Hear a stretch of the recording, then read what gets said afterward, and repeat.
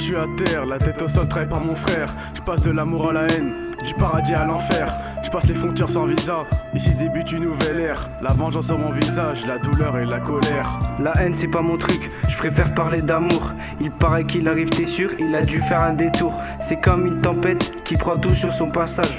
Quand l'amour est un soleil qui dévoile le paysage. Je pense que le meilleur moyen d'apaiser la haine, c'est de comprendre, de savoir. Quand on sait, quand on comprend, qu'on comprend mieux, et bien ça nous permet de penser et donc justement de se détourner des chemins comme la haine, parce qu'on sait et on a emmagasiné suffisamment de connaissances pour utiliser notre libre arbitre et dire à un moment en fait non, ça c'est pas là où je veux aller. La haine, on la voit, on l'entrevoit comme la bonne, la mauvaise voix, la voix de Dieu ou Lucifer. Dis-moi en quoi ta foi, frère, la haine c'est dur à apaiser. C'est comme cracher sur un brasier, une fois que tout est brûlé, il reste ton âme et le cendrier. Enchaîne les erreurs, encaisse les échecs. L'espoir n'est jamais loin du côté obscur de la peine. Sans cœur, sans âme, sans aide, mais quand même les poches pleines. C'est plus facile de marcher solo sans céder à la haine. On est confronté à la haine, généralement quand on ne comprend pas ce qui s'est passé, on ne comprend pas les gens.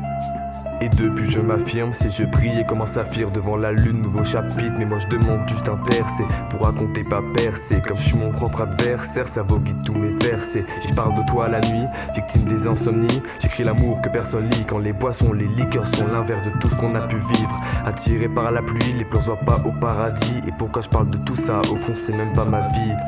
Je m'en fous de tout ce qu'ils disent, si je grave des textes au fond c'est pas pour eux. Je cherche juste un équilibre entre l'amour et la haine, c'est pas peureux, c'est pas plus mal, c'est pas plus rare quand l'amour fait sortir les armes. C'est pas plus lâche, c'est pas plus rare quand la haine fait sortir les âmes. Qu'est-ce que le seum ou qu'est-ce que la haine pour vous?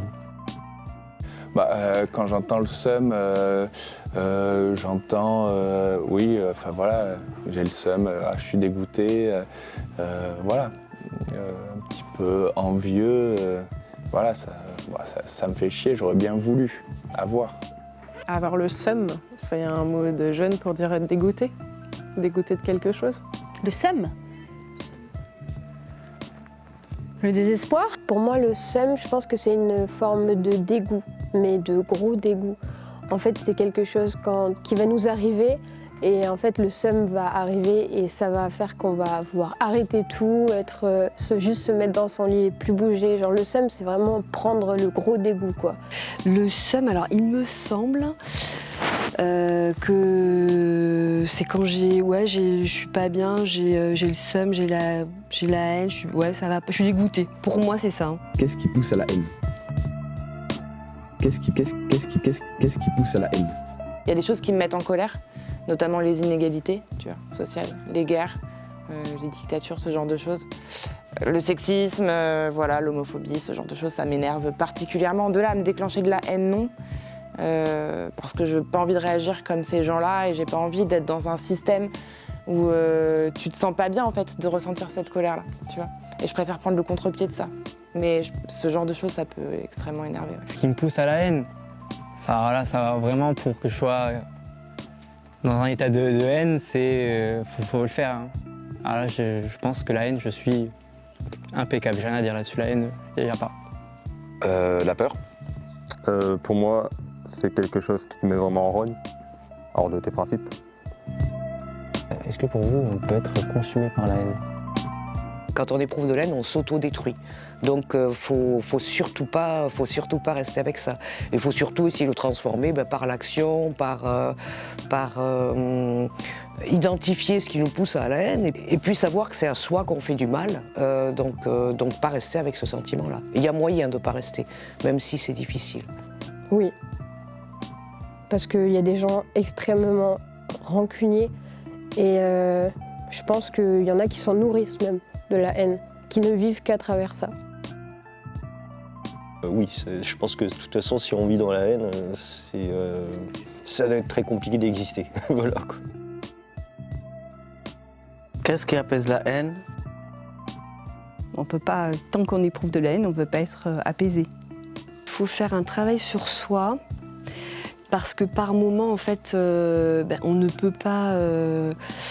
pas combattre cette haine-là. Donc je pense qu'à un moment donné, il faut être dans l'acceptation et puis comprendre les mécanismes, pourquoi on a ce sentiment-là, et qui parfois peut remonter de choses un peu anciennes. Mais pour ma part, je pense qu'il faut l'évacuer parce qu'elle nous consume, cette haine. C'est de comprendre, de savoir. Je pense de se sentir entendu, de se sentir écouté, de se sentir respecté. Bah oui, bah par l'amour, voilà, par son exact contraire. Est-ce qu'avec le temps, l'amour s'en va? Vaste question, qu'est l'amour? L'amour, il s'en va jamais totalement. Non, au contraire. Avec le temps, l'amour augmente. Parce que l'amour de ses amis, l'amour de sa famille, l'amour des gens qu'on rencontre, l'amour de la vie. Je pense que même, tu vois, quelques dernières minutes avant ta fin de vie, ça m'émeut tout ça. Tu dois au contraire ressentir de l'amour et te sentir chanceux d'avoir vécu tout ça, d'avoir vu tout ça, etc. etc. L'amour, c'est quelque chose qui s'entretient, c'est quelque chose d'intime, de privé, mais c'est quelque chose qu'il faut vivre au quotidien et qu'il faut entretenir. C'est pas quelque chose qui va de soi en fait. Et l'amour, du coup, ça prend différents chemins.